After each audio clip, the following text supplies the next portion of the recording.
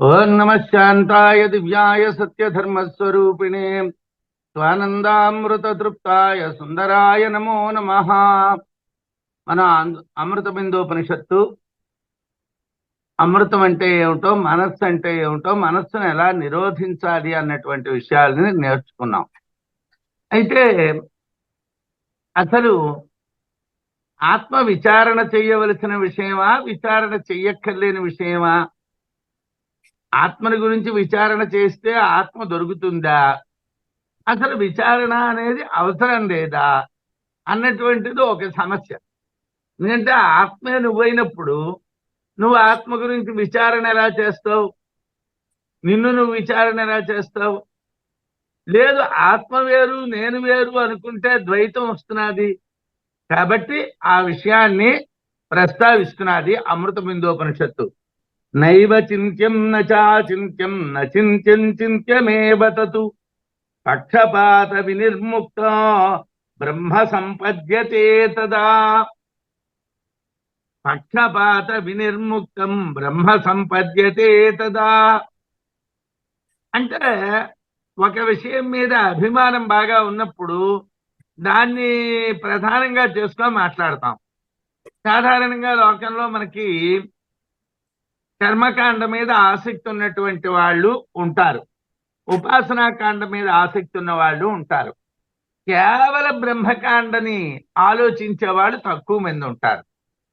ఉపనిషత్తుల విషయాల్ని కానీ ఆత్మ విషయాల్ని కానీ మాట్లాడుతూ ఉన్నప్పుడు కర్మకాండ మీద అభిమానం కలిగినటువంటి వాళ్ళు సత్కర్మలు చేయొచ్చును, సన్మార్గంలో ఉండొచ్చును అంటూ ఉంటాం. ఎందుకంటే ఆ కర్మకాండ మీద ఉన్నటువంటి అభిమానం, దాని యందు ఉన్నటువంటి అభిమానం వలన జ్ఞానమే ప్రధానము అని మనకు తెలిసినప్పటికీ కూడా, జ్ఞానాదేవత కైవల్యం అని స్పష్టంగా నేర్చుకున్నప్పటికీ కూడా మనం సాధారణంగా ఏమిటంటూ ఉంటాము? ఉపాసన చెయ్యాలి, ఇంద్రియాలు శుద్ధం అవ్వాలి, మనస్సు శుద్ధం అవ్వాలి అంటూ ఉంటాం. మరి ఎక్కడ చేస్తావు, ఎలా చేస్తావు? ఏమండి, బ్రహ్మము యొక్క ప్రతిబింబమునందు మాయా అన్నటువంటిది ఉన్నది. ఆ మాయలోనే, మాయా అనేటువంటి అద్దంలో ఆ ప్రతిబింబం ఉన్నది.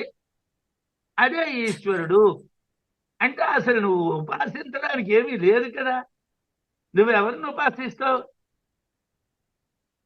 ఈ విషయం తెలియదా అంటే తెలుసును. నేతం ఇదం ఉపాసతే అని కేనోపనిషత్తులో మీరు ఉపాసిస్తున్నది కాదు అని చెప్పాడు. అయినా మనం ఏమిటంటూ ఉంటాం? ఈశ్వరోపాసన చేస్తే, అంటే ఈశ్వరుడు అంటే అక్కడ పరమేశ్వరుడు ఏదో లింగస్వరూపమైన ఈశ్వరుడు అని కాదు. ఏదో భగవంతుడిని మీరు ఉపాసిస్తే మీకు బ్రహ్మజ్ఞానం కలగడానికి శుద్ధి కలుగుతుంది అంటూ ఉంటాం.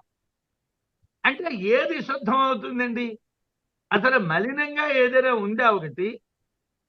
ఒక మలినమైనటువంటి వస్తువు ఉంటే ఆ మలినమైనటువంటి వస్తువుని శుద్ధం చేస్తే ఆ శుద్ధమైనటువంటి దాంట్లో మీకు వచ్చింది పరమాత్మ గోచరిస్తాడు అనడానికి.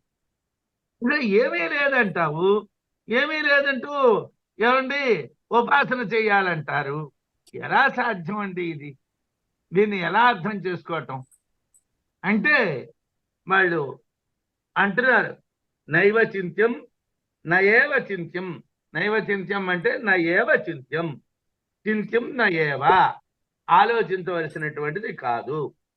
నచ అచింత్యం, చింతించకూడనటువంటిది కాదు. నా చింత్యం, చింతించ నయేవ చింత్యం అన్నటువంటి దానికి నచింత్యం అన్నదానికి తేడా ఏమిటండి? అస్సలు ఆలోచించవలసింది కాదు, ఆలోచించవలసింది కాదు. ఆలోచించడానికి అచింత్యము కాదు అంటే ఆలోచించకూడనిది కాదు. చింత్యమేవ తత్తు, ఆలోచించవచ్చు అంటే ఆలోచించవచ్చు, ఆలోచించకూడదు. ఇదేమిటి ఇవాళ? ఇది అర్థం అవటం కొద్దిగా ఇబ్బందిగా ఉంటుంది. ఎందుకంటే అచింత్యము అంటే చింతించకూడనటువంటిది, చింతించకూడనటువంటిది కాదు అంటే చింతించాలి. చింత్యమేవ తత్తు, చింతించవలసిందే అంటున్నాం. ఈ శ్లోకంలో మొదటి పాదంలో నయేవ చింత్యం అన్న చోట నచింత్యం ఏవ, జరిగినటువంటిది కాదే కాదు. చింత్యమేవ, చింతించదగినటువంటిదే అంటే ఓ దానికి ఒకటి పూర్తి విరుద్ధములు. నచ అచింత్యం, చింతించకూడనటువంటిది కాదు. నచింత్యం, చింతించదగినటువంటిది కాదు. చింతించదగినది కాదు, చింతించదగనిది కాదు. చింతించదగనిదే కాదు, చింతించవలసినదే అవుతుంది. ఎలా ఈ విషయాన్ని అన్వయించుకోవటం? పక్షపాత వినిర్ముక్తం అన్నారు ఇక్కడ. పక్షపాతం ఉండకూడదు. పక్షపాతం అంటే ఏమిటి? సాధారణంగా కర్మకాండ ఎందు కాని, ఉపాసనాకాండ ఎందు కాని, జ్ఞానకాండ ఎందు కాని నాకు ఇదే ఇష్టము అన్నటువంటిది ఉన్నటువంటి వాడు మాట్లాడితే వాడికి నచ్చినటువంటిదే వాడు కరెక్ట్ అంటాడు. ఇక్కడ తటస్థ భావం కావాలి. అంటే కర్మ ప్రధానము కాదు, ఉపాసనా ప్రధానము కాదు, జ్ఞానము ప్రధానము కాదు. ఎందుకోసమో జ్ఞానం వల్ల మోక్షం కలుగుతుంది అన్నాం కానీ, మోక్షం కలగడానికి జ్ఞానాదేవహి కైవల్యం అన్నాం కానీ, జ్ఞానం కలిగిన తర్వాతను ఆ జ్ఞానం యొక్క ప్రయోజనం లేదు అని ఇదే గ్రంథంలో కొట్టిపడేస్తున్నాడు. యజేద్ గ్రంథం అశేషత అంటున్నాడు. మొత్తం గ్రంథం అంతా వదిలేయండి అంటున్నాడు. అంటే మీరు నేర్చుకున్నటువంటిది ఎంతవరకు అవసరం అండి అని అంటే పొందే వరకే. పొందిన తర్వాత దాన్ని అవసరం పనిలేదు. ఒక విధానం ఉంటుంది. ఒక వైద్య వృత్తిని నేర్చుకున్నారు. ఎంబీబీఎస్ చదువుకుందికి వాడికి ఎంసెట్లో మంచి ర్యాంక్ రావాలి, మంచి కాలేజీలో సీట్ రావాలి, వాడు నేర్చుకున్నాడు. వాడు యూనివర్సిటీలో బాగా చదువుకున్నాడు, మంచి పేరు తెచ్చుకున్నాడు, బయటకు వచ్చాడు. వాడికి ఎంత పర్సంటేజ్ వచ్చింది, ఏది ఎలా చదివాడు, ఎంత వచ్చింది, ఇవన్నీ కూడా అవసరం కాదు. వాడు లోకంలోకి వచ్చిన తర్వాత వృత్తి చేస్తూ ఉన్నప్పుడు వాడి వల్ల ఎక్కువ మంది బాగుపడుతున్నారు అనుకోండి. ఆ డాక్టర్ గారు చాలా మంచి డాక్టర్ అయ్యా, చాలా గొప్ప డాక్టర్ అయ్యా, బాగా చదువుకున్న డాక్టర్ అండి అనరు, బాగా గొప్ప డాక్టర్ అంటారు. అంటే వాడి వల్ల ప్రయోజనమే ప్రధానం తప్పిస్తే వాడు ఏమిటి చదువుకున్నాడో, వాడికి ఏమిటి వచ్చునో, వాడికి ఏమిటి రాదో పేషెంట్కి అక్కర్లేదు. అలాగే బ్రహ్మజ్ఞానాన్ని కలిగినటువంటి వాడు కూడా, బ్రహ్మజ్ఞానాన్ని కలిగినటువంటి వాళ్ళు కూడా వీళ్ళు బ్రహ్మజ్ఞానులు అంటే చాలు. వాడు బ్రహ్మజ్ఞాని. వాడు బ్రహ్మజ్ఞానంలో 20% బ్రహ్మజ్ఞాన, 50% బ్రహ్మజ్ఞాన మనకేం అక్కర్లేదు. వాడు బ్రహ్మజ్ఞాని, వాడు పరమాత్మని దర్శిస్తున్నాడు అంటే సంపూర్ణంగా దర్శించినట్టుగా. ఎవరైతే ప్రజలకి ఉపయోగపడినటువంటి వైద్యుడు యొక్క విద్య ఎంత అన్నది మనకు అక్కర్లేదు, అలాగే బ్రహ్మజ్ఞానికి ఎంత జ్ఞానం ఉన్నది మనకు అక్కర్లేదు. వాడు బ్రహ్మాన్ని దర్శించాడు, బ్రహ్మంలో లీనమయ్యాడు. అది ఇక్కడ కొద్దిగా అన్వయం చెయ్యాలి. ఎలా అన్వయం చేయడం అండి అంటే వాళ్ళు చెప్తున్నారు. ఏమిటండి దీనికి విధానం ఏమిటండి అన్నారు. అంటే విధానం పక్షపాత వినిర్ముక్తం బ్రహ్మ సంపద్యతే తదా. పక్షపాతం లేకుండా బ్రహ్మమును పొందాలి. పక్షపాతం అంటే ఏమిటి? ఏదో ఒక కాండ మీద మనకి ప్రత్యేకమైన అభిమానం ఉండడం. ఆ ప్రత్యేకమైన అభిమానం వదిలేయాలి. అంటే నేను ఉపాసకుణ్ణి, ఉపాసన మీద నాకు ఉండేటువంటి అభిమానాన్ని నేను వదులుకోవాలి. కర్మ మీద ఉన్న అభిమానాన్ని వదులుకోవాలి. అనేక గ్రంథాలని చదివాను, ఆ గ్రంథ పఠనం మీద ఉన్నటువంటి అభిమానాన్ని వదులుకోవాలి. దీన్ని ఎలా చెప్తున్నాడు? చింత్యము కానే కాదు, అచింత్యము కూడా కాదు, చింతింపదగినది కాదు, చింతింపదగినదే. తత్ బ్రహ్మ, ఆ బ్రహ్మము పక్షపాత వినిర్ముక్తం సంపద్యతే. ఎవరైతే ఎటువంటి పక్షపాతము లేకుండా దేహేంద్రియ విషయాలకు సంబంధించినటువంటి ఎటువంటి బంధము లేకుండా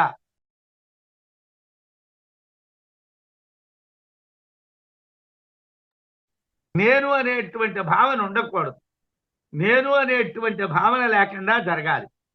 ఆత్మ విషయాన్ని కేనలో అన్యదేవ తద్విదితాద్ అధః అవిదితాద్ అధి ఇది శుశ్రుమ పూర్వేషాం ఏనః తద్యాచచక్షిరే అని కేనోపనిషత్తులో మనం చదువుకున్నాం మంత్రం.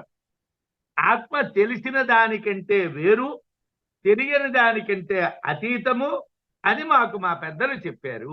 ఇది సుశ్రుమ పూర్వేషాం తద్యాచచక్షిరే. ఎవరైతే మాకు ఆత్మ కోసం చెప్పారో ఆ పూర్వులు ఏమిటంటున్నారంటే ఆత్మ తెలిసిన దానికంటే వేరు, అంటే చింతింపదగినటువంటి దానికన్నా వేరు. అంటే అచింత్యమా? కాదు. ఎందుకోసం? తెలియని దానికి అతీతము. అంటే తెలియని దానికి అతీతమే, తెలిసిన దానికి వేరే. అంటే చింత్యము కాదు, అచింత్యము కాదు. ఎందువల్ల? చింతించడానికి ఒక వ్యక్తి కానీ ఒక సాధనము కానీ ఏదీ లేదు. ఎవడో ఉపాసకుడు నేను మంత్రాన్ని జపిస్తున్నాను అంటాడు, అంతవరకు కరెక్ట్.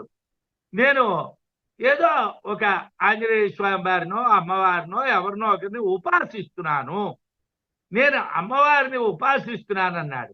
ఎలా ఉపాసిస్తున్నా? అమ్మవారు ఒకరు ఉన్నారా? ఆంజనేయుడు ఒకడు ఉన్నాడా? రామాయణంలో ఉన్నాడు అంటున్నారు కదండి. అంటే అర్థం చేసుకోవడం కష్టం. వేదాంత పరంగా గ్రంథాన్ని అర్థం చేసుకోవాలంటే చాలా కష్టపడాలి. లౌకికంగా అర్థాలు చెప్పుకోవాలంటే చాలా సులభం. ఇప్పుడు మనం ఏదైనా అమ్మవారి గురించి ఉపాసన, అమ్మవారికి అసలు ఉపాసన ఏమిటి? అమ్మ నీలోనే ఉన్నప్పుడు, నువ్వే అమ్మ అయినప్పుడు దేంతో అమ్మను ఉపాసిస్తున్నావు? నువ్వు దేంతో అమ్మను ఉపాసిస్తున్నావు అంటే క్రియా విషయంలో అద్వైతం పనికిరాదండి, భావాద్వైతం పనికి వస్తుందండి అని మేము ఉపన్యాసాలు చెప్తూ ఉంటాం. భావాద్వైతం ఏమిటి, క్రియాద్వైతం ఏమిటి? రెండు ఉన్నాయా అసలు? అద్వైతం ఉన్నది ఒక్కటే కదా, ఆత్మ ఒక్కటే కదా ఉన్నది. ఆత్మ ఒక్కటే ఉన్నప్పుడు నువ్వు భ్రాంతిలో ఉన్నావు. నువ్వు అమ్మవారిని ఉపాసిస్తున్నాను అన్నటువంటిది భ్రాంతి. నువ్వు అమ్మవారిని ఉపాసిస్తున్నాను అన్నటువంటి భ్రాంతిలో ఉండి నేను అమ్మవారిని గురించి పురస్కరణ చేసి అమ్మవారిని ఆ ఉపాసనలో ఆ లోపల లీనమైపోయి ఉన్నానండి, అది ఉత్తి భ్రాంతిలో ఉన్నావు. నువ్వు ఆ భ్రాంతిని వదిలేస్తే నువ్వే అమ్మవారు, అమ్మవారే నువ్వు. అందువల్ల ఆలోచించడానికి ఏదీ లేదు, ఆలోచించకుండా ఉండడానికి ఏదీ లేదు. అంటే ఆలోచించడానికి కారణం ఏమిటి? కర్మ, ఉపాసన. ఆలోచించకుండా ఉండడానికి ఏమిటి కారణం? గ్రంథ సంబంధమైనటువంటి జ్ఞానం. ఇక్కడ ఒక ఇబ్బంది ఉన్నది. మనం గ్రంథాలు చదివాము, చాలా పుస్తకాలు చదివాము, చాలా పుస్తకాలు చదివి మనకు బోల్డ్ అంత జ్ఞానం కలిగింది. ఆవరణం అంటే తెలుసు, విక్షేపం అంటే తెలుసు, మాయ అంటే తెలుసు. ఇవన్నీ వేస్ట్. ఎందుకంటే మాయ అన్నటువంటి దాంట్లోనే ఇవన్నీ కొట్టుకుపోయాయి. నువ్వు మాయలో ఉండబట్టి, నువ్వు భ్రాంతిలో ఉండబట్టి నువ్వు కొట్టుకుపోతున్నావు, వాటిలో కొట్టుకుపోతున్నావు. యథార్థంగా నీకు ఆవరణము లేదు, విక్షేపము లేదు, మలము లేదు, మదములు లేవు, షట్చక్రములు లేవు, అరిషట్ వర్గములు లేవు, ఏమీ లేవు. ఉన్నది ఒక్క ఆత్మే. ఉన్న ఒక్క ఆత్మ ఎలా తెలియబడుతుంది? వైరాగ్యం చేత తెలియబడుతుంది. అన్నీ వదిలేయాలి. దేన్ని నువ్వు పట్టుకున్నా నువ్వు భ్రాంతుడివే అవుతావు. ఏది పట్టుకున్నా భ్రాంతే. అన్నీ నువ్వు వదలాలి. ఆత్మ విషయాన్ని కేనలో అన్యదేవత విదిత అధః అవిదితాద్ అధి ఇది సుశ్రుమ. తెలియబడనటువంటి దానికన్నా వేరుగా ఉంటుంది, తెలియబడిన దానికన్నా వేరుగా ఉంటుంది అని చెప్పారు. నామరూపాలుగా ప్రకటితమైనదంతా కూడా విదితము, దానికన్నా ఆత్మ ఇతరము. లోకంలో నామరూపాల కన్నా వేరైనటువంటిది ఆత్మ, కాబట్టి అది తెలియబడదు. నామరూపాలుగా వ్యాకృతము కానిటువంటి అజ్ఞానమే అవిదితము. అవిదితము అంటే వ్యాకృతం కానిటువంటి అజ్ఞానం. వ్యాకృతం అయినటువంటిది విదితము, వ్యాకృతము కానిటువంటిది అవిదితము. ఆత్మ అవిదితము కన్నా పైన ఉన్నది, విదితము కన్నా కింద ఉన్నది. విదితము కన్నా కిందని, అవిదితము కన్నా మీదని.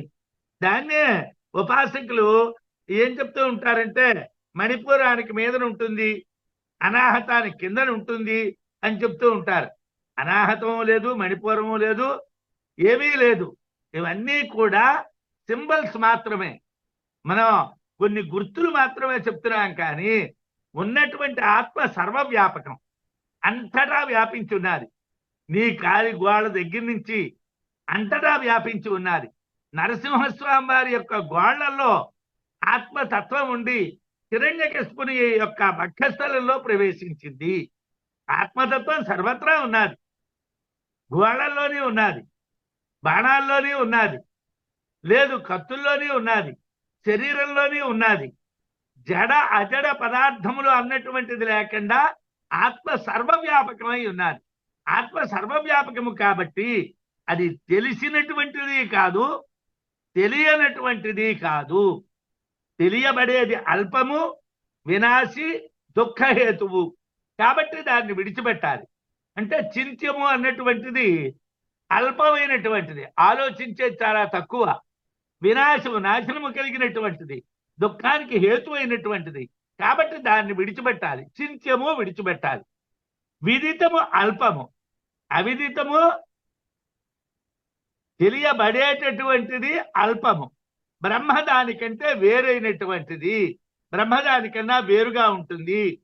ఈ విధంగా బ్రహ్మ విదిత అవిదితాల కన్నా, తెలియబడుట తెలియబడకపోవుట అనేటువంటి వాటికన్నా, పట్టుకొనబడేది విడువబడేది అనేటటువంటి రెండింటి కన్నా వేరుగా ఉన్నటువంటి స్వస్వరూపము. పరబ్రహ్మాన్ని తెలియాలంటే శిష్యుడికి ఇచ్చ ఉండకూడదు. నేను పరబ్రహ్మాన్ని చూస్తాను అన్నాడు అనుకోండి, అక్కడ నేను అన్నటువంటి అహం ఉన్నది, కానీ ఆత్మ లేదు. నేను చూస్తాను అన్నాడంటే అహం ఉన్నదన్నమాట. ఎప్పుడైతే అహం అనేటువంటిది ఉన్నదో అప్పుడు నువ్వు పరమాత్మని దర్శించడం లేదు. శిష్యుడికి ఇచ్చ ఉండకూడదు. ఆత్మయే బ్రహ్మ, ఈ ఆత్మ సర్వాంతరము. కాబట్టి ఆత్మ అనేది విచారణ చేత పొందబడేటటువంటిది కాదు. ఆత్మ చింతించదగినటువంటిది కాదు, చింతింపకూడనటువంటిది కూడా కాదు. ఆత్మను చింతించుట అసాధ్యమైనప్పటికీ కూడా, ఆత్మని చింతించడం అసాధ్యమైనప్పటికీ కూడా ఆత్మ చింతింపవలసిందే. ఆత్మ ఇత్యేవ ఉపాసీత. అక్కడ ఉపాసన అంటే ఏమిటన్నటువంటిది బృహదారణ్యకంలో చాలా చర్చించారు. అది ఎటువంటి ఉపాసన అనేటువంటి విషయాన్ని భగవత్పాదులు వారు చర్చించారు. ఆత్మ ఇత్యేవ ఉపాసీత, ఆత్మ అనే ఉపాసించండి. తమ ఆత్మానం ఉపాసీత, ఆ ఆత్మని ఉపాసించండి. ఆత్మని ఉపాసించడం ఏమిటంటే, ఆత్మ తానే అయినప్పుడు, తానే ఆత్మ అయినప్పుడు ఇతర విషయాల్ని విడిచిపెట్టమంటున్నాం కానండి, ఆత్మని వేరేగా నువ్వు పూజించడానికి అక్కడ పెట్టి ఆత్మాయ నమః, పరమాత్మాయ నమః, బ్రహ్మాయ నమః, పరబ్రహ్మాయ నమః అని పూజ చేయడానికి ఏమీ లేదు, అక్కడేం లేదు. ఉపాసించడం అంటే ఏవో అక్షతలో పువ్వులో నీళ్ళలో ఏవో పట్టుకో కూర్చొని ఉపాసన కాదు. ఏమిటి ఉపాసన? దానికి దగ్గరగా ఉండడం, ఆత్మకి దగ్గరగా ఉండు. ఎప్పుడు నువ్వు ఆత్మకి దగ్గరగా ఉంటావో ఇతర విషయాలన్నీ ఆటోమేటిక్గా దూరం అయిపోతాయి. అంటే భ్రాంతులన్నీ పోతాయి. ఏ భ్రాంతులు ఉన్నాయో ఆ భ్రాంతులన్నీ పోతాయి. కాబట్టి ఆత్మ చింతించదగినటువంటిదే, కానీ ఆత్మని వేరే వస్తువు అని మాత్రం చింతించడం కుదరదు. ఆత్మని వేరొక వస్తువు అని చింతించడం కుదరదు, కానీ ఆత్మ చింతించదగినటువంటిదే, దానికి దగ్గరగా ఉండాలి. ఆత్మను విదిత విదితములు అనేటటువంటి పక్షపాతములు లేకుండా చూస్తే, విదితము అనేటువంటి భావన ఉండకూడదు. నాకు ఆత్మ తెలుసు అన్నటువంటి వాడు అహంకారి, నాకు ఆత్మ తెలియదు అన్నటువంటి వాడు భ్రష్టుడు. అందుగురించి ఆ జ్ఞానోపనిషత్తులో తెలుసునన్నటువంటి వాడికన్నా తెలియదన్నటువంటి వాడికే తెలుసునంటాడు.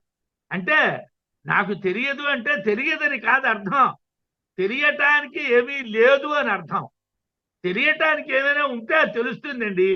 విజ్ఞానం అదే కాబట్టి, ఆత్మే విజ్ఞాన స్వరూపం కాబట్టి, అదే విజ్ఞాన స్వరూపం అయినప్పుడు జ్ఞాన విజ్ఞానీయాత్, దాన్ని దేంతో తెలుసుకుంటావు? దాన్ని మరో దాంతో నువ్వు తెలుసుకోవడానికి వీలవుతుంది కదా. అందువల్ల తెలియదు అంటున్నావు. తెలియదు అంటే తెలియదు అని అర్థం కాదు. తెలుసుకుందికి కావలసినటువంటి సాధనము ఏదీ లేదు అని అర్థం. తెలుసును అంటే అహంకారం. తెలుసును అన్నటువంటి పదం వాడితే అది అహంకారం. తెలియదు అంటే తెలియటానికి కావలసిన సాధనము లేదు అన్నటువంటిది మాత్రమే మనకి తెలియాలి. ఇదే విషయం కేనలో యన్మనసాన మనుతే ఏనాహు మనోమతం తదేవ బ్రహ్మ తద్విద్ధి నేదం యదిదముపాసతే. మనస్సుతో ఆత్మను తెలుసుకోవటం సాధ్యం కాదు. మనస్సు అనేటువంటి దాన్ని బుద్ధి మనస్సు ఒకటిగా కలిపి స్వీకరిస్తున్నారు. ఇక్కడ మనస్సు అంటే ఒక్క మనస్సు కాదు, బుద్ధి ప్లస్ మనస్సు, ఈ రెండింటినీ కలిపి మనస్సు అంటున్నారు. అయితే మనుతే అనేనా అనే వ్యుత్పత్తి ప్రకారం మనస్సు అన్ని విషయముల యందు వ్యాపిస్తుంది కాబట్టి సర్వ సాధన సాధారణము మనస్సును గూర్చి కామ సంకల్ప విచికిత్సవా ఇత్యాదిగా బృహదారణ్యకంలో కామ వ్యాపారము కలిగినటువంటిదిగా మనస్సును చెప్పారు. మనస్సు అన్నింటి యందు వ్యాపించి ఉంటుంది. అనుంటే మనస్సుని కామము సంకల్పము ఇంతకు ముందు మనం చెప్పుకున్నాం, బృహదారణ్యకంలో చెప్పారు. అందువల్ల అటువంటి కామవృత్తి కలిగినటువంటి మనస్సు ఆత్మను చింతించడానికి వీలు కాదు. మనుతే అది ఎంత వ్యాపించినటువంటిదైనప్పటికీ కూడా అది ఆత్మను వ్యాపించలేదు. ఎందుకు వ్యాపించలేదండి అని అంటే ఆత్మచేతనే మనస్సు వ్యాపించబడి ఉన్నది. ఆత్మే మనస్సుని కప్పేసింది కాబట్టి మళ్ళీ మనస్సు అనేటువంటిది ఆత్మను తెలుసుకుందికి పనికిరాదు. మనస్సు చేతను తెలియబడదు, విజ్ఞానము చేత తెలియబడదు, కళ్ళ చేత చూడబడదు, చెవుల చేత వినబడదు.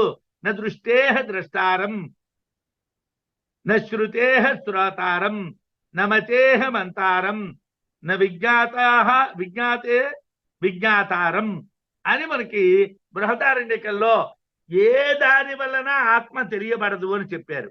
కాబట్టి ఆత్మజ్యోతిని మనస్సుతో చింతించడము అనేటువంటిది సాధ్యము కాదు.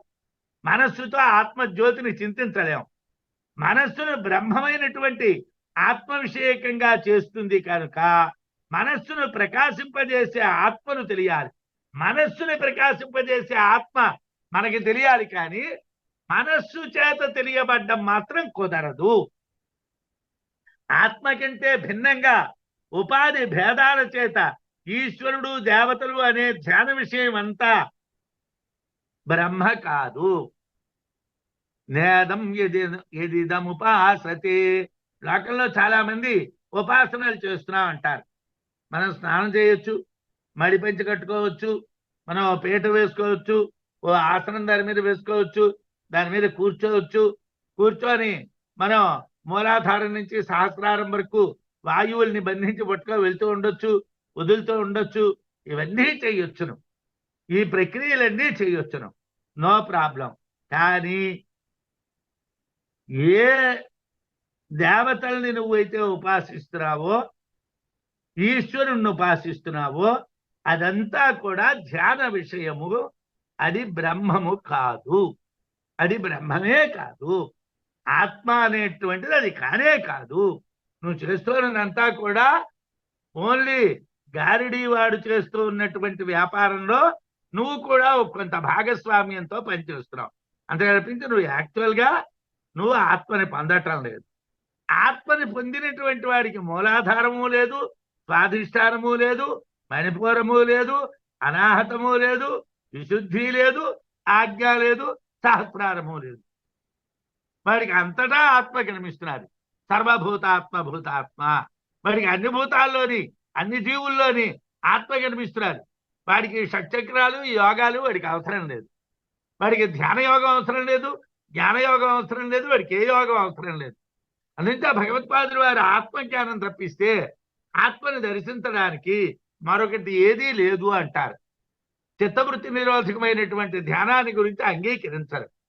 ఎందుకు అంగీకరించరండి అని అంటే జ్ఞానం, ఆత్మజ్ఞానం కలిగితే ఆటోమేటిక్గా ఆ తొడిమ నుంచి పండు కింద పడిపోయినట్టుగా ఈ ఇంద్రియ వ్యవహారముల నుండి, ఈ ఉపాసనల నుండి, ఈ కర్మ నుండి ఆత్మ దూరంగా జరిగిపోతుంది. ఆ ఆత్మలో మనం లీనమైపోయిన తర్వాత, ఆ పండులో లీనమైపోయిన తర్వాత ఇది ఏ మామిడి చెట్టు పండండి, ఆ మామిడి చెట్టు ఎన్ని అడుగులు ఎత్తుంటుందండి, దానికి ఎన్ని కొమ్మలు ఉంటాయండి, ఎన్ని ఆకులు ఉంటాయండి, ఎన్ని పువ్వులు ఉంటాయండి అన్నది అక్కర్లేదు. బ్రహ్మాండంగా ఉన్నదిరా పండు, తీయగా ఉన్నదిరా, రసం అనుభవిస్తున్నానురా అన్నాం. ఆత్మను అనుభవించేటువంటి వాడికి అది నువ్వు షట్చక్రాల ద్వారా అనుభవిస్తున్నావా, లేకపోతే యోగ ప్రక్రియల ద్వారా అనుభవిస్తున్నావా, ఇంకో మార్గంలో ఉపాసనల ద్వారా అనుభవిస్తున్నావా, అనవసరం. బ్రహ్మాన్ని అనుభవించేటువంటి వాడికి వాడు ఏ రూపంగా ఆ బ్రహ్మాన్ని పొందాడు అన్నటువంటి స్మృతే వాడికి ఉండదు, వాడికి ఆలోచనే ఉండదు. వాడు అవి తెగిపోతుంది.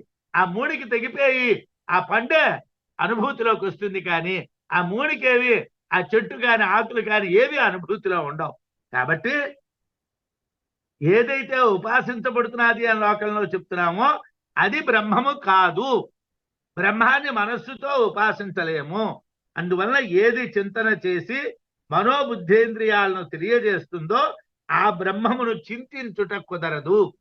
దేనివల్ల బ్రహ్మం అనేటువంటిది తెలియబడుతున్నదో ఆ ఆత్మని నువ్వు దేంతోని చింతించలేవు. చింతన కన్నా బ్రహ్మము వేరు కాదు కనుక పేర్లతో పిలువబడేటువంటి దేవతల ఉపాసన పక్షపాతంతో కూడుకున్నటువంటిది. ఏమండి, ఈశ్వరోపాసన గొప్పదండి, విష్ణువును ఉపాసించడం గొప్పదండి, అమ్మవారిని ఉపాసించడం గొప్పదండి, గణపతిని ఉపాసించడం గొప్పదండి, లేకపోతే సుబ్రహ్మణ్య స్వామిని ఉపాసించడం గొప్పదండి. ఇదంతా పక్షపాతంతో కూడుకున్నటువంటి విషయం. కాబట్టి అది బ్రహ్మము కాదు. పక్షపాత రహితంగా సర్వాత్మ భావంతో తెలిసేదే అదే బ్రహ్మము, అదే ఆత్మ పొందబడేది. బృహదారణ్యకంలో అవ్యాకృత ఆకాశమును దేనిలో వాతప్రోతంగా ఉంటుంది అని అడిగింది గార్గి యాజ్ఞవల్క్యుణ్ణి. అక్షరంలో అని యాజ్ఞవల్క్యుడు సమాధానం చెప్పాడు. ఎక్కడ ఉంటుందయ్యా అంటే తదక్షరమితి బ్రాహ్మణ అభివదంతి, దాన్ని అక్షరము అని బ్రాహ్మణులు అంటారు అన్నాడు. ఏమండి, ఇక్కడ సమస్య ఉన్నదండి. ఏమంటే పరబ్రహ్మాన్ని మాటలతో చెప్పడం అనేటువంటిది కుదరదు. అవ్యాకృత ఆకాశము భూత భవిష్యత్ వర్తమానాలకు అతీతం కాబట్టి దాన్ని చెప్పడానికి వీలు లేదు. దాన్ని దుర్వాచ్యము అంటారు, చెప్పడానికి వీలు కాదు. అక్షరాన్ని గురించి చెప్పడం అంతకన్నా కష్టం. అవ్యాకృత ఆకాశాన్ని చెప్పడము కష్టమే, దానికన్నా బ్రహ్మాన్ని చెప్పడము కష్టమే. అయితే సమాధానం చెప్పగలేకపోతే అప్రతిపత్తి అన్న దోషం వస్తుంది. ఒకవేళ ఏదో ఒక తోచిన సమాధానం చెప్తే విప్రతిపత్తి అన్న దోషం వస్తుంది. అసలు సమాధానం చెప్పకపోతే ఓడిపోయినట్టుగా లెక్క. పోనీ ఏదో ఒక సమాధానం నోటికొచ్చింది చెప్పామనుకోండి, అది సరైనటువంటి సమాధానం కాకపోతే వాదనలో ఓడిపోవలసి వస్తుంది. కాబట్టి ఎలాగైనా యాజ్ఞవల్క్యుడికి ఓటమి తప్పదు అని గార్గ్య అనుకున్నారు. ఆయన అక్కడ ఏమిటున్నాడు, అవాచ్యమపి వక్ష్యతి విప్రతిపత్తి. జవాబు తోచకపోతే అప్రతిపత్తి అన్నాం. ఒకవేళ లేనటువంటి విషయాన్ని చెప్తే అది విప్రతిపత్తి దోషం అన్నాం. కాబట్టి అవ్యాకృత ఆకాశం దేనిలో ఉందో చెప్పటం అసాధ్యం. అయినా యాజ్ఞవల్క్యుడు అక్షరంలో ఉందని బ్రాహ్మణులు చెప్పారు అన్నాడు. తదక్షరం గార్గి బ్రాహ్మణ అభివదంతి. అవ్యాకృతమైనటువంటి ఆకాశం అక్షర బ్రహ్మలో ఉన్నది అని బ్రాహ్మణులు చెప్తారు అన్నాడు. ఎవడండి బ్రాహ్మణుడు? బ్రాహ్మణుడు అంటే 5 పోగుల జంజాలు ఉన్నవాడా, 1 పోగు జంజం ఉన్నవాడా, జంజం లేనివాడా, పిలక ఉన్నవాడా, పిలక లేనివాడా, చేతిలో దండం పట్టుకున్నవాడా, చేతిలో దండం లేనివాడా? ఏ బ్రాహ్మణుడు చెప్తాడు ఈ విషయాన్ని? బ్రాహ్మణుడు అంటే ఎవరు అంటే బృహదారణ్యకంలో చాలా విషయాలు చెప్పినప్పుడు మీకు చెప్పాను. అథ బ్రాహ్మణ పాండిత్యం నిర్విద్య బాల్యేన తిష్టాసేత్, పాండిత్యం చ బాల్యం చ నిర్విద్య అథ ముని, మౌనం అమౌనం చ నిర్విద్య అథ బ్రాహ్మణ. అంటే అమౌనము అంటే అనాత్మ విషయ తిరస్కారము, మౌనము అంటే అనాత్మ విషయ తిరస్కార ఫలము. అనాత్మ విషయాల్ని తిరస్కరించడం చేతను ఆత్మ అనేటువంటిది పొందబడుతుంది. ఆత్మని పొందినటువంటి వాడు బ్రాహ్మణుడు. వాడు చెప్పాడు అన్నాడు. ఇందాకలా చెప్పాను. ఏమండి, చాలా గొప్ప డాక్టర్ గారండి, ఎక్సలెంట్ గా చూస్తారండి. ఏమంటే ఆయన అమెరికా వెళ్ళారా? ఆయన అమెరికా వెళ్ళలేదు. ఆయన ఏమంటే లండన్ వెళ్ళారా? ఆయన లండన్ వెళ్ళలేదు. కానీ రోగాన్ని కరెక్ట్గా చెప్పేస్తాడండి, మంచి మందు ఇస్తాడండి. అంటే ఆయనకి రోగి యొక్క రోగాన్ని తెలుసుకునే శక్తి ఉన్నది, కానీ ఆయన అమెరికాలో లండన్లో వెళ్ళక్కర్లేదు. వేయి పడగల్లో విశ్వనాథ్ సత్యనారాయణ గారు మాట అంటారు, అంటే అన్యథా భావించకండి. దాంట్లోని ధర్మారావు క్యారెక్టర్ ఆయనే అంటారు. ఆయనతో ఒక ఆయన పాశ్చాత్య వ్యామోహం బాగా కలిగినటువంటి వాడు వాదిస్తూ ఉంటాడు. ఆ వాదిస్తూ ఉన్న ఆయనతో ఆయన అంటారు, వ్యామోహంతో వాదించకండి, మనం భగవద్గీతల గురించి చెప్పాలి అని అంటే అమెరికా వెళ్ళి నేర్చుకోవచ్చి చెప్పక్కర్లేదు. వేదాల గురించి మాట్లాడాలంటే జర్మనీ వెళ్ళి మాట్లాడక్కర్లేదు. భారతదేశంలో వేదాల్ని కూలంకషంగా చదువుకున్నటువంటి వాళ్ళు, అలాగే వేదాంత గ్రంథాలను చదువుకున్న వాళ్ళు అనేక మంది ఉన్నారు. వాళ్ళ దగ్గర మనం తెలుసుకోవచ్చును, మూలాన్ని తెలుసుకోవచ్చును, ఆ మూలాన్ని మనం అభివృద్ధి చేసుకోవచ్చును. నేను ఫిలాసఫీలో పిహెచ్డి అమెరికా వెళ్ళి చేశానండి అని చెప్తే అంత మాత్రం చేత వాడు గొప్ప ఫిలాసఫర్ కాడండి అని అంటారు. అలా మనం లౌకికమైనటువంటి దాన్ని జోడించకూడదు. వైద్యుడికి కావలసింది ఏమిటి? రోగిని బాగు చేయడం. రోగిని బాగు చేయగలిగేటువంటి సామర్థ్యం ఉంటే వాడు అమెరికా వెళ్ళినా ఇండియాలో ఉన్నా ఎవడైనా రోగికి వాడు భగవంతుడే, రోగి దృష్టిలో వాడు భగవంతుడే. అలాగనే బ్రాహ్మణుడు అంటే ఎవరు? బ్రహ్మజ్ఞానము కలవాడు. వాడు సదాశివ బ్రహ్మేంద్ర స్వామి వారు ఎక్కడికి వెళ్ళారు? శంకరాచార్యులు వారు ఏ దేశం వెళ్ళారు? మనం మహాత్ములైనటువంటి వాళ్ళు దేశాలు దాటి వెళ్ళలేరు. లేకపోతే దేశాలు దాటి వెళ్ళినటువంటి వాళ్ళ యొక్క ఉపన్యాసాలు వాళ్ళు వినలేదు. వాళ్ళు బ్రహ్మముని దర్శించారు. బ్రహ్మాన్ని దర్శించడం ముఖ్యం తప్పిస్తే ఏ మార్గంలో దర్శించారు అన్నటువంటిది ప్రధానం కాదు. సమర్థ రామదాస స్వామి వారి గురించి కూడా ఓ మాట అంటారు, మార్గాభిమాన శూన్యశ్చ అంటారు. ఆయనకి ఎటువంటి మార్గముల యందు అభిమానం లేదు. అంటే ఏమంటే ఇది అద్వైతమా, ఇది ద్వైతమా, ఇది విశిష్టాద్వైతమా, లేకపోతే ఇది భక్త, ఇది కర్మ, ఇది ఉపాసన, ఇవన్నీ అనవసరం. నీకు బ్రహ్మము దర్శనం అయిందా లేదా ఇది ముఖ్యం. నువ్వు ఆత్మని పొందావా లేదా ముఖ్యం. కానీ ఏ మార్గం ద్వారా పొందావు, దానికోసం ఏం ప్రయత్నం చేసావు, అది అనవసరం. కాబట్టి యాజ్ఞవల్క్యుడు బ్రాహ్మణులు చెప్తారు అన్నారు. బ్రాహ్మణులు అంటే ఎవరండి? మునులు. ఎవరా మునులండి?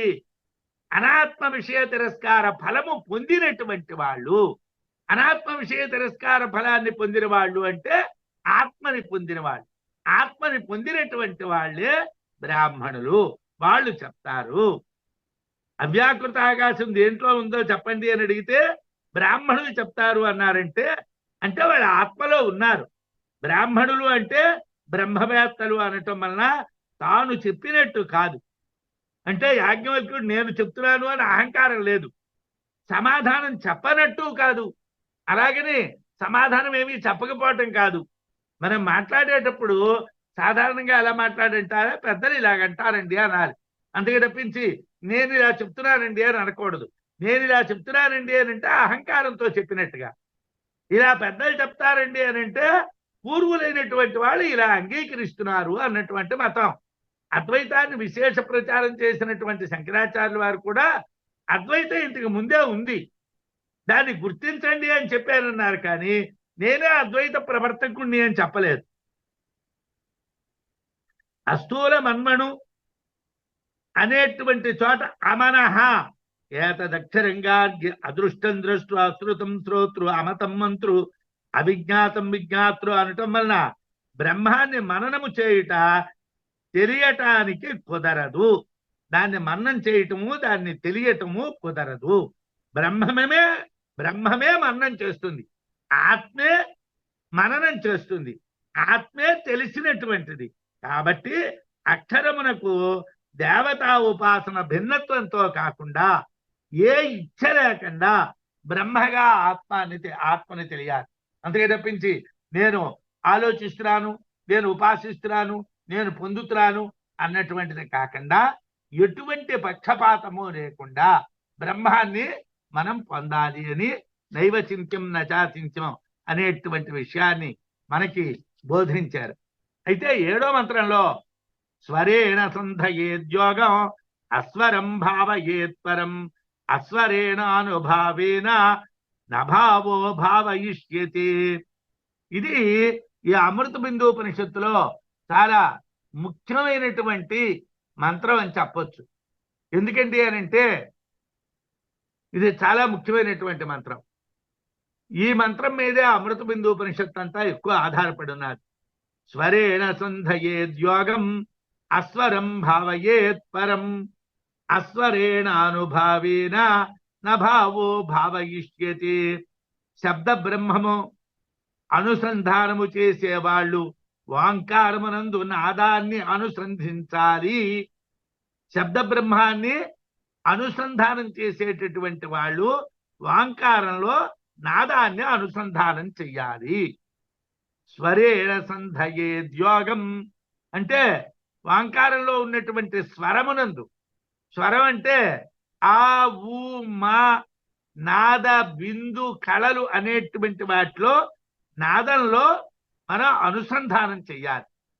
పరాన్ని భావించేటువంటి వాళ్ళు అస్వరం భావయేత్ పరం, నాదము కన్నా బిందువు కన్నా పరమైనటువంటి ఆత్మను అనుసంధానం చెయ్యాలి. అంటే మనం వాంకారాన్ని ఉపాసిస్తే ఏతదాలంబనం శ్రేష్టం అన్నారు కాబట్టి వాంకారాన్ని చెయ్యండి. అయితే ఎక్కడా కూడా అంటే ఈ అమృత బిందూపనిషత్తుకు మీకు ఏది చెప్పినప్పుడు ఏ రకమైనటువంటి బయట విషయాల్ని మనం మాట్లాడుకోలేదు. ఎక్కడ కూడా ఏ రకమైనటువంటి విషయాలు ఉండవు. ఎక్కడ భగవత్పాదుల వారు ఏ విషయాన్ని ఏ ఏ ఉపనిషత్తుల్లో ఏమిటి చెప్పారో దాన్నే తీసుకొని వచ్చి మనం ఇక్కడ మంత్రాలకి అర్థంగా చూస్తాం. చూస్తే ఆ అర్థం దానికి సరిపోతుంది, మనకి సరైనటువంటి జ్ఞానం కలుగుతుంది.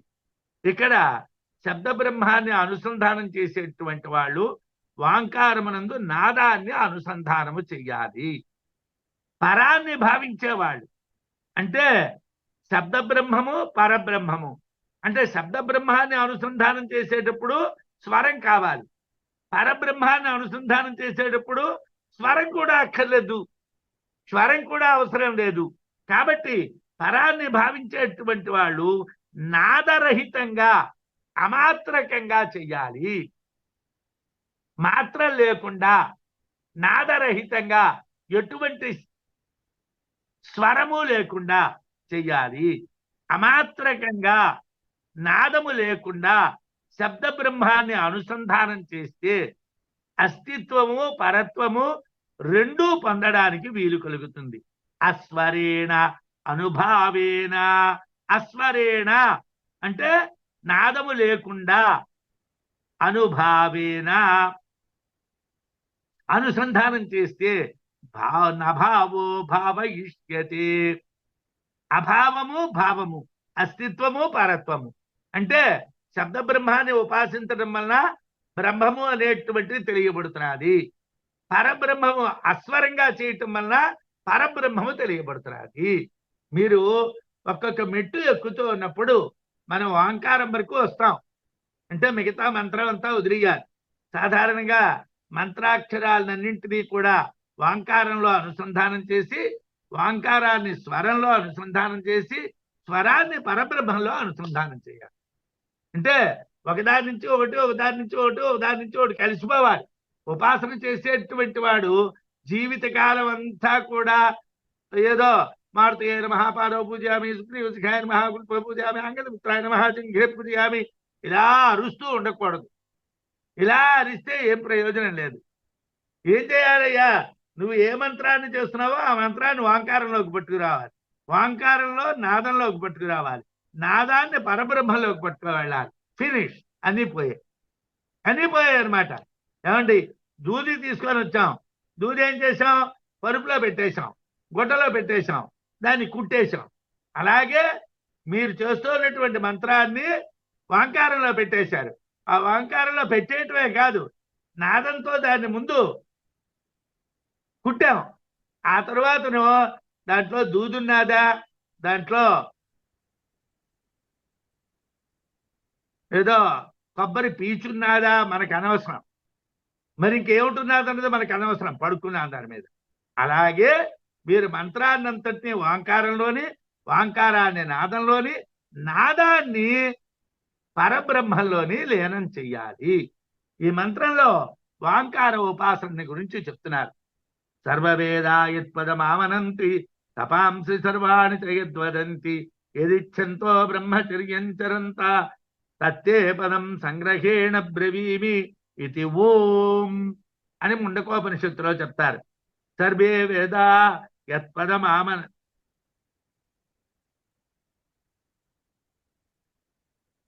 కఠంలో చెప్తారు. ఇది సర్వే వేద యత్పదమామనంతి, అన్ని వేదములు కూడా ఏ యొక్క స్థానాన్ని చెప్తున్నాయో, తపాంసి సర్వాణి యద్వదంతి, అన్ని రకములైనటువంటి తపస్సులు దేన్ని చెప్తున్నాయో, ఏదిచ్ఛంతో బ్రహ్మచర్యం చరంతి, దేన్ని పొందడం కోసం బ్రహ్మచర్యాన్ని అవలంబిస్తున్నారో, తత్తే పదం, తత్పదం ఆ పదమును తే నీకు సంగ్రహేణ బ్రవీమి ఓం, అది నీకు సంగ్రహంగా చెప్తున్నానయ్యా ఓంకారము అన్నాడు. అంటే వేదాలన్నింటినీ మనం శోధించడానికి కారణం ఏమిటి? పరమైనటువంటి ఓంకారాన్ని తెలియటమే. తపస్సుని మనం ఎందుకు చేస్తున్నాం? ఓంకారాన్ని తెలియటం కోసమే. బ్రహ్మచర్యాన్ని ఎందుకు అవలంబిస్తున్నాం? ఓంకారాన్ని తెలియటం కోసమే. ఆ ఓంకారాన్ని నీకు నేను చెప్తాను అంటే మొత్తం చదువంతా కూడా ఓంకారం కోసం అండి. ఓం అనేటువంటి మాట కోసం మనం ఇంత విషయాన్ని నేర్చుకుంటాం. ఇంత విషయాన్ని నేర్చుకో ఏం తెలుసుకుంటున్నావురా? ఓం అన్నటువంటిది తెలుసుకుంటున్నావు. ఏమంటే 6 సంవత్సరాలు 5 సంవత్సరాలు 7 సంవత్సరాలు వైద్య వృత్తి అంతా నేర్చుకున్నారు. ఏమిటి నేర్చుకున్నావయ్యా? ఇలా చేయి పట్టుకోగానే వీడికి ఫలానా రోగం ఉన్నది, ఇలా ముఖం చూడగానే వీడికి ఫలానా రోగం ఉన్నది, ఏమండి ఓసారి నాలిక చూపించండి, నాలిక చూడగానే వీడికి ఫలానా రోగం ఉన్నది, కళ్ళోసారి ఇలా పెట్టండి, ఈ కళ్ళు ఇలా పెడితే దీంట్లో చూడగానే ఓహో వీడికి ఈ రోగం ఉన్నది. ఈ మాత్రం తెలియడానికి అవి చెప్పేస్తే చాలు కదండి. 6 ఏళ్ళు ఎందుకండి దండుగా? 6 ఏళ్ళు నువ్వు నేర్చుకుంటే, 5 ఏళ్ళు నేర్చుకుంటే నీకు కళ్ళల్లో చూస్తే, నోట్లో చూస్తే, చెయ్య చూస్తే, ముఖం చూస్తే వాడి రోగం తెలుస్తుంది. అలా కాకుండా నువ్వు అలా టెస్ట్ చేయించుకో, ఈ టెస్ట్ చేయించుకో, ఈ టెస్ట్ చేయించుకో, అన్ని టెస్టులు చేయించుకున్నారు, వాడికి సంకటం తెలియలేదు. ఏ టెస్ట్ అక్కర్లేకుండా ఇలా పేషెంట్ చూడగానే వీడికి సంకటం ఉన్నదని చెప్పాడు. వాడికి తేడా ఏమిటి? ఈ పేషెంట్ చూడగానే చెప్పినటువంటి వాడు బ్రహ్మజ్ఞాని లాంటి వాడు, టెస్టులు చూసి చెప్పినటువంటి వాడు పాఠాలు చెప్పేటువంటి వాడు. పాఠం చెప్పేటువంటి వాడు ఏమిటండి? పుస్తకం కిందని వ్యాఖ్యానం, వ్యాఖ్యానానికి అర్థం మీదని కిందని, మీదని కిందని చెప్తూ ఉంటాడు.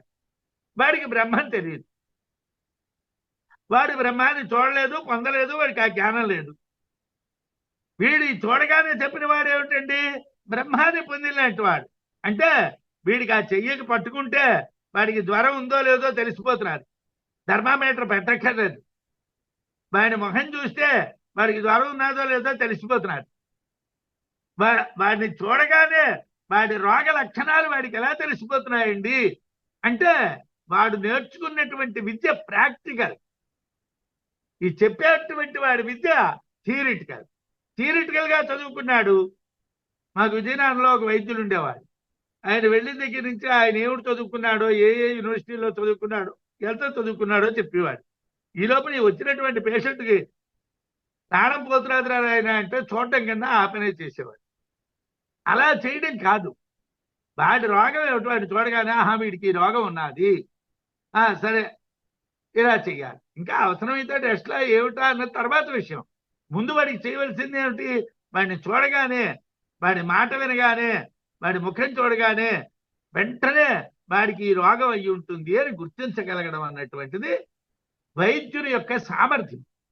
అలాగే బ్రహ్మ విద్య యొక్క సామర్థ్యం ఏమిటి? ఇది బ్రహ్మము అని తెలియటం. అన్ని వేదాలని చదవటం వలన ప్రయోజనం ఏమిటో అనేక రకాలైన తపస్సుల యొక్క ఫలితం ఏమిటో బ్రహ్మచర్యము, బ్రహ్మమునందే అలా ఉపాసించడం యొక్క ప్రయోజనం ఏమిటో అటువంటి ఓంకారాన్ని నీకు నేను చెప్తాను. అన్ని వేదాలు తపస్సులు ఏ స్థానాన్ని పొందవలసినదిగా చెప్తున్నాయో, ఏ పదం కోసం నైష్ఠిక బ్రహ్మచర్యం చేస్తామో అది ఓం అనేటువంటి నాదము, తత్వము, ఓం పదవాచ్యము. ఓం అనేటువంటి పదం చేత చెప్పబడుతున్నది.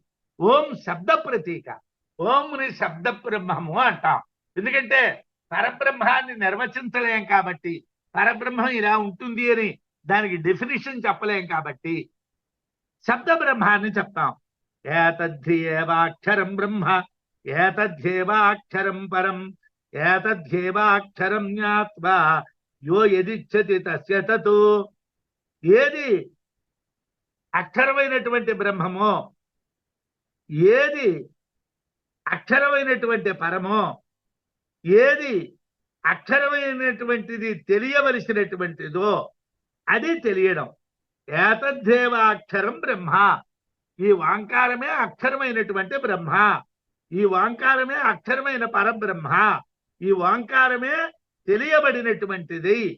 ఏది తెలుసుకోవాలంటున్నారో దాన్ని మీరు పొందిన వాళ్ళు అవుతున్నారు. అంటే ఓంకారమే ఫైనల్. ఈ ఓం అనేదే అపరబ్రహ్మ, పరబ్రహ్మ. ఈ ఓం ఉపాసిస్తే పరాన్ని తెలియవచ్చు, అపరాన్ని పొందవచ్చు. ఏతదాలంబనం శ్రేష్టం ఏతదాలంబనం పరం ఏతదాలంబనం జ్ఞాత్వా బ్రహ్మలోకే మహీయతే. ఇది చాలా గొప్ప ఆలంబనం. దారి అంటే ఓ చిన్న తాడు లాంటిది. మనం నూతిలో దిగాం, నూతిలోంచి మీదకి రావాలంటే పెద్ద మోకు లాంటి తాడు వేస్తారు. ఒరే నువ్వు ఆ తాడు గట్టిగా పట్టుకోరా, ఆ తాడు పట్టుకుంటే నిన్ను అలా లాగుతాం, బయటకు వచ్చేస్తావని. ఇది ఒక తాడు లాంటిది. ఓంకారం ఒక పెద్ద మోకు లాంటిది అనమాట.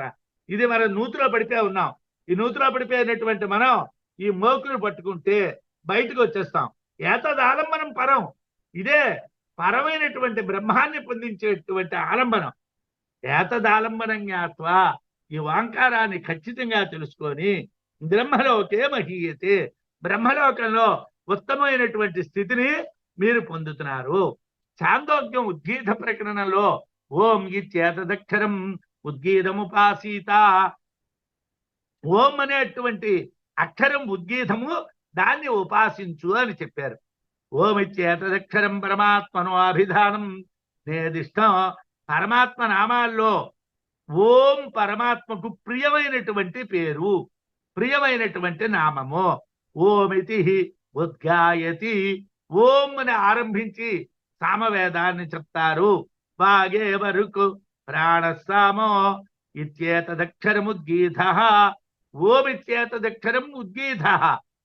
వాక్యే రుక్కు, ప్రాణమే సామము, ఓం అనేటటువంటిదే ఉద్గీతము, గానము చెయ్యబడేటువంటిది అని నాదంగా ఓంకారాన్ని చెప్తున్నారు. ఓంకారము నాదము, ఓంకార గానం ప్రధానము.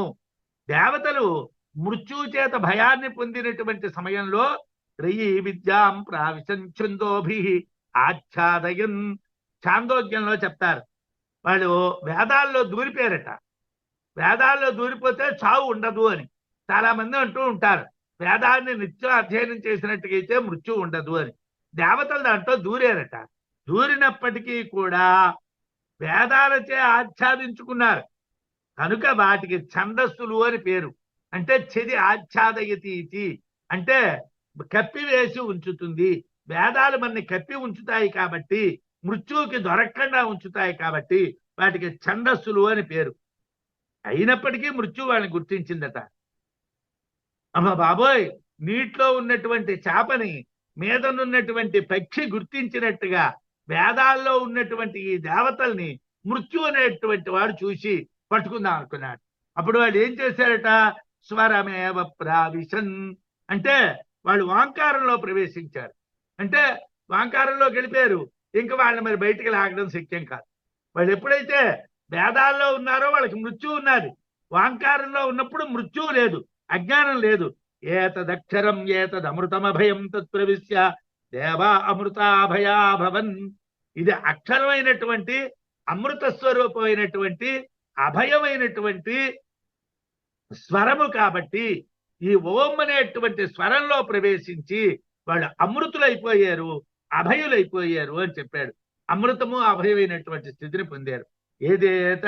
ఏతదేవం విద్వాన్ అక్షరం ప్రణౌతి ఏతదేవ అక్షరం స్వరం అమృతం అభయం ప్రవిశతి.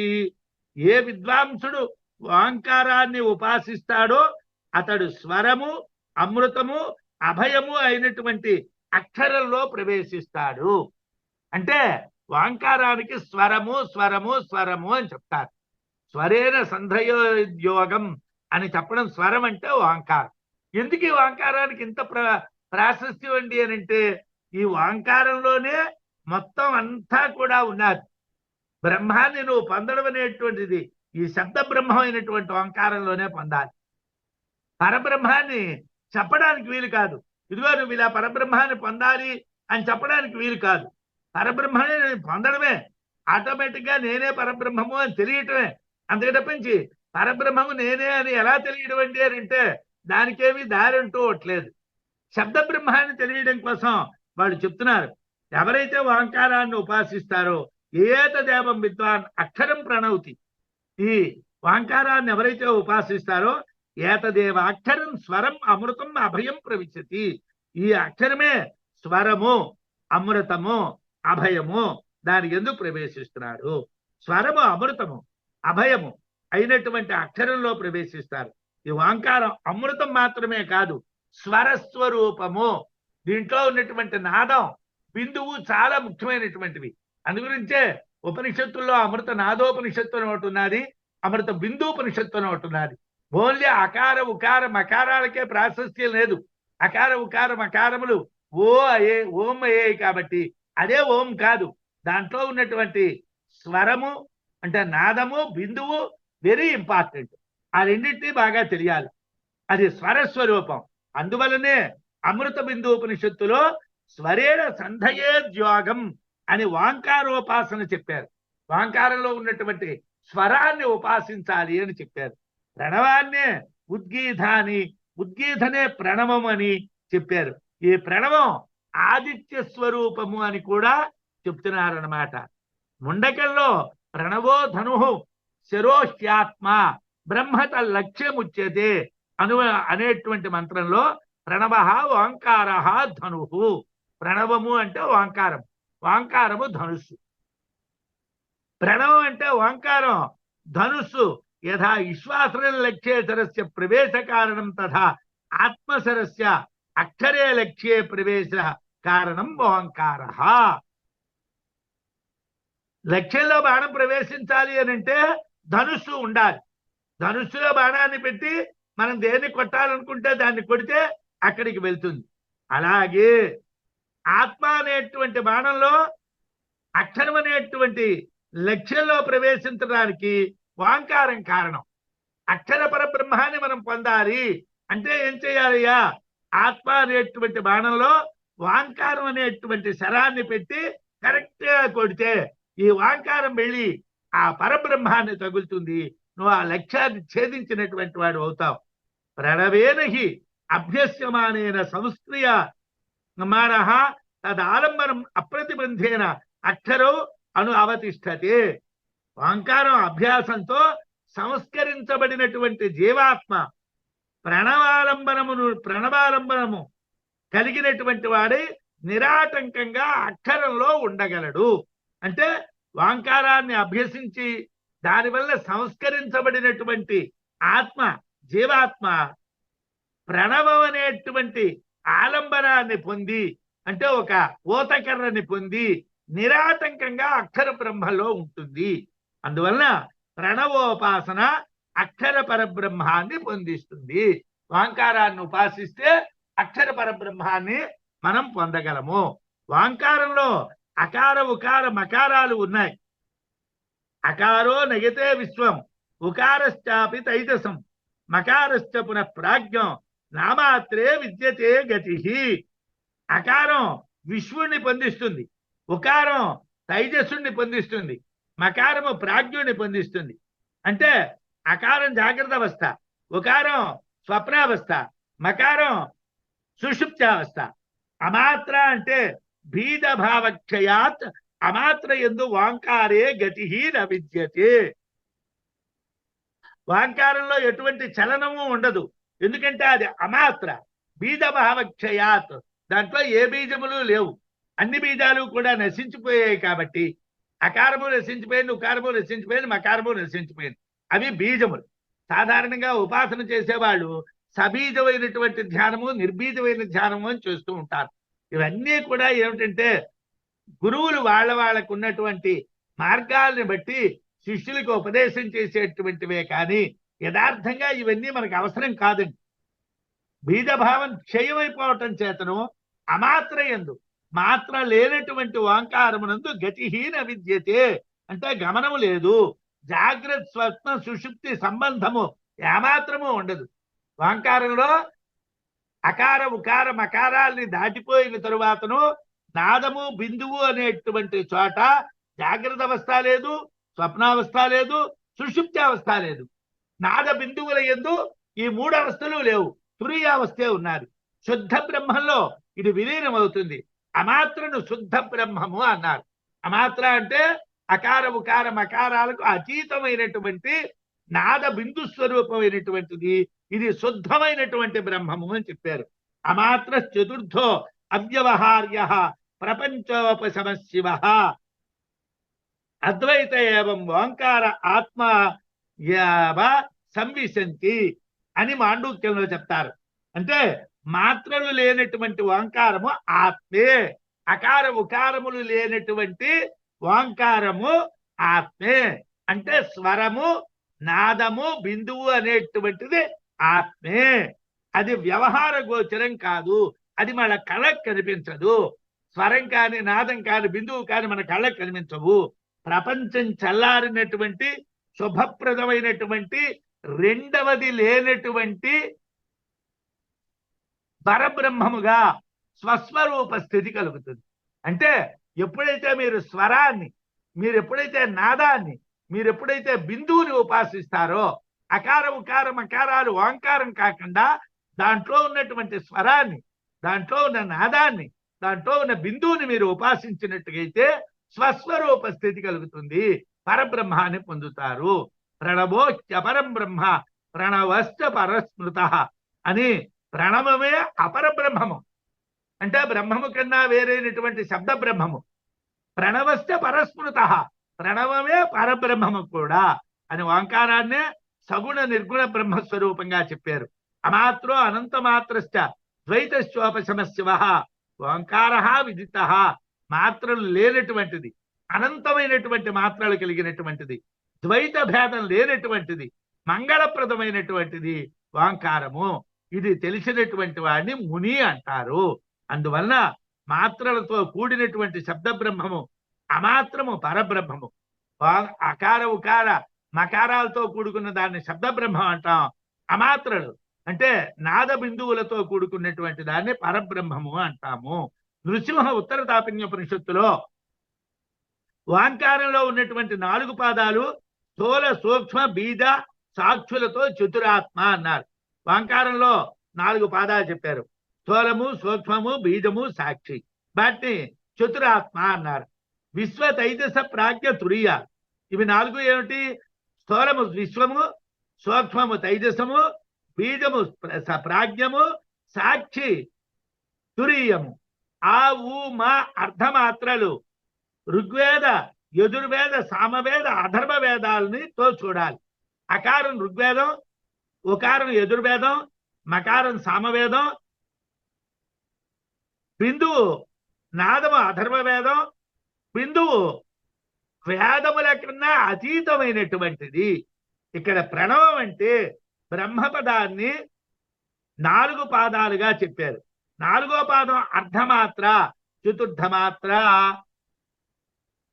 సా సోమలోక. వీటి యందు వాతానుజ్ఞాత్ర అవిజ్ఞాతృ వికల్ప రూపంచింతయన్ అని ఈ చతుర్థమాత్ర 4వ మాత్రని సోమలోకము అన్నారు. ఈ సోమలోకాన్ని వాతము, అనుజ్ఞాతృ, అనుజ్ఞ, అవికల్పము అని 4 రకాలుగా చెప్పారు.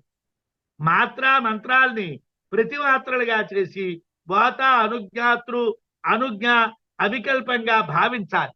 అంటే ఆ ఓంకారాన్ని నాదాన్ని భావిస్తూ ఉన్నప్పుడు ఆ నాదమే వాత, ఆ నాదమే అనుజ్ఞాత, ఆ నాదమే అనుజ్ఞ, ఆ నాదమే అవికల్పము అని తెలిసి ఆ నాదాన్ని ఆ బిందువుని మనం ఉపాసించాలి. సప్తాత్మ చతురాత్మాన, సప్తాత్మ చతురాత్మ అయినటువంటి బ్రహ్మము ఆకారాన్ని నాభిలో, సప్తాత్మ చతురాత్మ అయినటువంటి విష్ణువైనటువంటి ఉకారాన్ని హృదయంలో, సప్తాత్మ చతురాత్మ అయినటువంటి రుద్రుడైనటువంటి ఈశ్వర రూపమైనటువంటి మకారాన్ని భ్రూమధ్యంలో విశుద్ధంలో, సప్తాత్మ చతురాత్మ అయినటువంటి వాంకార సర్వేశ్వరుణ్ణి ద్వాదశాంతంలో, అంటే మకారం తర్వాతను కూడా నాదంలో, సప్తాత్మ చతురాత్మ సప్తాత్మ అయినటువంటి అంటే చతుస్సప్తాత్మ 28 భేదాలు కలిగినటువంటి ఆనంద అమృతాన్ని షోడశాంతంలో అంటే సహస్రారంలో చూడాలి. అకారంలోని మనం ఉపాసన చేస్తాం, అకారాన్ని నాభిలో ఉపాసన చేయాలి. అకారాన్ని నాభిలో మనం ఉపాసన చేస్తాం. ఇది విష్ణువుని అక్కడ బ్రహ్మాన్ని ఉపాసన చేస్తాం. తర్వాత విష్ణువుని ఎక్కడ చేస్తాం? హృదయంలో చేస్తాం. ఆ తర్వాత రుద్రుణ్ణి ఈశ్వరుణ్ణి ఎక్కడ చేస్తాము? భూమధ్యంలో ఆజ్ఞాచక్రంలో చేస్తాం. ఆ తర్వాత సర్వేశ్వరుణ్ణి ఎక్కడ చేస్తాం? ఓంకారాన్ని ద్వాదశాంతంలో చేస్తాం, అంటే ఈ మాడులో చేస్తాం. ఇంకా 28 రూపాలు కలిగినటువంటి ఆనందామృతాన్ని షోడశాంతమైనటువంటి దాన్ని, ద్వాదశాంతం కాదు షోడశాంతమైనటువంటి దాన్ని సహస్రారంలో ఆ సుధా సింధు మధ్యంలో మనం ఉపాసన చేస్తాం. కాబట్టి బిందువు, స్వరానికి బిందువు చాలా ముఖ్యమైనటువంటిది. ఓంకారమే పరమాత్మ. ఓంకారం తురీయంతో వాతప్రోతమై ఉంటుంది. గోమిత్యేవ ఆహ వాగ్వా ఓంకార వాగేవ ఇదం సర్వం. ఓంకారమే వాక్కు. ఈ జగత్తంతా కూడా జ్ఞానమయమైనటువంటిది. ఈ ఓంకారం వాతం కాదు, నయం వాత నా అనుజ్ఞాత, ఇది అనుజ్ఞాత కాదు. నా ఆజ్ఞ, ఇది ఆజ్ఞ కాదు. ఇది నా వికల్ప, అవికల్పమైనటువంటిది. వాగ్వా ఓంకార వాగేవం వేద సర్వం అనుజానాతి. ఓంకారమే సమస్తాన్ని తెలియజేస్తుంది. ఓంకారమే వాక్కు. అనుజ్ఞ ఇచ్చేటువంటిది, అనుజ్ఞాపించేటువంటిది, ఎటువంటి వికల్పములు లేనటువంటిది. మొత్తం సమస్తమైనటువంటి శక్తి కూడా ఓంకార స్వరమునందే ఉన్నాయి. ఇది అమృతము. ఈ ఓంకార ఉపాసనాన్ని అనుభూతి ప్రకాశంలో అకారాది షడంగేషు సంయోజ్య అసంగమద్వయం మంత్రార్థమపి సంయోజ్య అకారాదీనుపేక్షతే అని చెప్పారు. అకార ఉకార మకార నాద బిందు కళలనేటువంటి ఆరంగాల్ని కూడా అద్వయ పరమాత్మతో సంయోజనం చేసి మంత్రార్థాన్ని విచారణం చేయాలి. మంత్రార్థాన్ని విచారణం చేస్తున్నప్పుడు రామాయ నమః అన్నాం. రామ అనేటువంటిది మంత్రం, నమశివాయ మంత్రం. ఈ మంత్రార్థాన్ని విచారణం చేయాలి. మంత్రార్థాన్ని దేంతో విచారణం చేయాలి? అకార ఉకార మకార నాద బిందు కళ్ళనేటువంటి ఆరంగాలతోని కూడుకున్నటువంటి ఓంకారంతో విచారణ చేయాలి. అంటే ఆ మంత్రార్థాన్ని ఈ ఓంకారంలోకి తీసుకురావాలి. ఆ మంత్రార్థాన్ని ఈ ఓంకారంలోకి తీసుకొని వచ్చి ఆ విచారణ పూర్తయినటువంటి తరువాత అకారాది అంగాల్ని, అంటే ఈ ఓంకారానికి ఉన్న అకార ఉకార మకార నాద బిందు కళలనేటువంటి వాటిని పరబ్రహ్మంలో లీనం చెయ్యాలి. ఓంకారము నాదము, బిందువు అంగాలు. అందుకే అమృత బిందు అమృతనాద ఉపనిషత్తులు అంటున్నారు. అందుగురించి మీరు ఏ మంత్రార్థాన్నైనా ముందు మంత్రార్థం విచారణ చేసి ఆ మంత్రార్థాన్ని ఓంకారంలో, అంటే అకార ఉకార మకార నాద బిందు కళల్లో లీనం చేసి దాన్ని పరబ్రహ్మలో లీనం చేసేయాలి. అంటే ఏమీ ఉండకూడదు, ఏది మిగలదు. ఎలాగైతే ఉప్పు కెడికని మీరు నీళ్లలో పడేస్తే అది దాంట్లోనే కరిగిపోయి మీకు ఉప్పు అనేటువంటి విషయమే తెలియకుండా మారిపోతున్నాదో, అలాగే ఈ మొత్తం మంత్రార్థాన్ని అంతటి కూడా షడంగేషు సంయుజ్య, ఈ ఆరంగముల యందు కూడా అకార ఉకార మకార నాద బిందు కళలనేటువంటి ఆరంగాల్లోని కలిపేసి అద్వయమైనటువంటి రెండు కానటువంటి పరమాత్మలో దీన్ని లీనం చేసి మంత్రార్థమపి సంయోజ్య, మంత్రార్థం వేరేగా విచారణ చేయకూడదు. మంత్రార్థాన్ని ఓం హ్రీం శ్రీం అంటే అక్కడి దగ్గర నుంచి ఆ బీజాక్షరాల గురించి వాటి గురించి ఉపన్యాసాలు మరేం దంచక్కర్లేదు. మంత్రార్థాన్ని ఆ వాంకారంలో కలిపేసి వాంకారాన్ని పరబ్రహ్మలో కలిపేసి అకారాదీని ఉపేక్షతే. మరి అకారం ఉకారం మకారం నాదము బిందువు కళ ఏమీ లేవు, పరబ్రహ్మమే ఉన్నది. మొత్తం అంతా కూడా క్లీన్ అయిపోయింది, మరేం లేదు అక్కడ. చత్వారో అష్టమే ఖండే యోగాస్తుర్యస్య భాసకాః వాంకార నామా ప్రణవే నాదో యస్తత్ర వర్ణితాః అని మనకి దీని విషయాన్ని అంటే ఈ నృసింహ తాపిన్య ఉపనిషత్తు సంబంధించినటువంటి విషయాన్ని చెప్తూ అనుభూతి ప్రకాశంలో నృసింహ ఉత్తర తాపిన్య ఉపనిషత్తు విషయంలో అష్టమ ఖండంలో తురీయాన్ని భాషింపజేసేటువంటి 4 యోగాలు చెప్పారు. ప్రణవంలో నాదం ఏది ఉందో అది ఆ ఓంకార యోగంగా చెప్పబడ్డాయి.